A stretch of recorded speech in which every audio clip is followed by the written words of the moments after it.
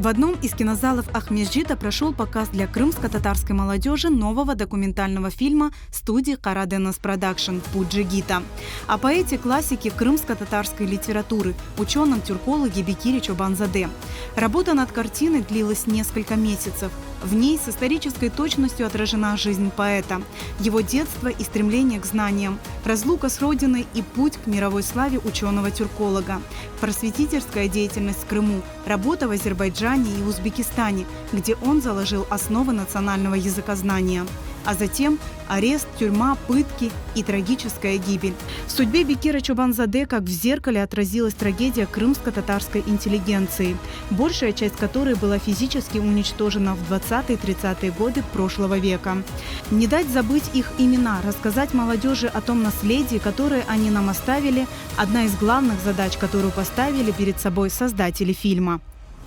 В этом году мы празднуем 130-летие. Весь тюркский мир празднует 130-летие Бекира Чобанзаде, поэтому мы в прошлом году начали работу над этим фильмом. И в этом году мы его представили. Бекир Чобанзаде вызывает огромную гордость, что у нас есть такие представители в нашем народе.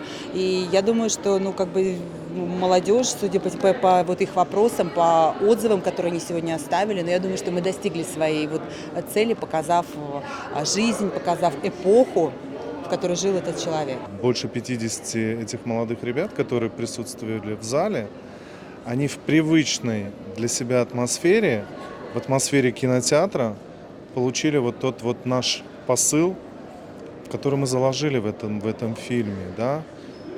Один из этих посылов – нужно знать свою историю, нужно знать свою великую историю, потому что эту великую историю делали великие люди. Одним из таких является Бекир Чобанзаде. Я не устаю повторять, в 26 лет молодой человек знал 17 языков.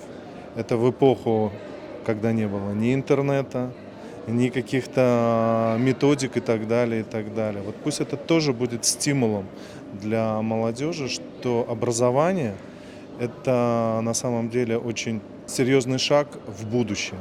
Я не просто надеюсь, а я уверена, что мы или какая-то другая студия, у нас достаточно много черных пятен в нашей истории, которые нам нужно высветлить, показать и собственной памяти, и всем остальным.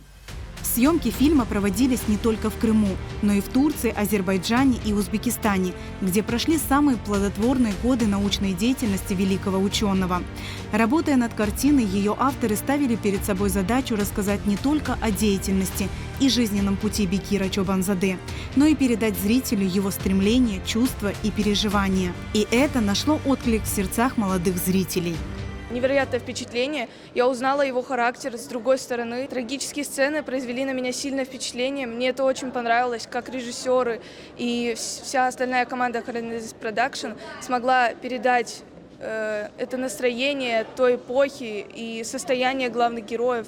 Сегодняшний фильм мне очень понравился и произвел на меня очень большое впечатление. Я узнал о Бекире Чобанзаде, какой он проделал тяжелый путь, но оставил большое наследие для нашего поколения. На показ документального фильма вместе со своими детьми пришли и родители. Они отметили важность таких мероприятий, где молодые люди могут задать свои вопросы, обсудить волнующие их проблемы.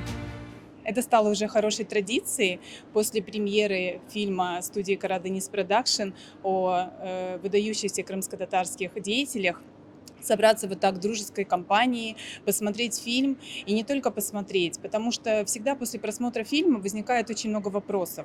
Хочется задать вопросы организаторам, актерам. И вот в такой дискуссии всегда глубже получается узнать о герое. Впечатлило очень, насколько много трудов, насколько богатое наследие нам осталось от Бекира Чобанзаде, и насколько много его знают везде в мире, в Узбекистане, в Азербайджане, насколько он внес большой вклад. И почему мы его не знаем здесь.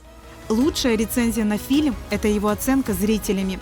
Показ картины «Путь Джигита» для молодежи продемонстрировал. Она заставляет думать и стремиться к тому, чтобы лучше знать историю своего народа.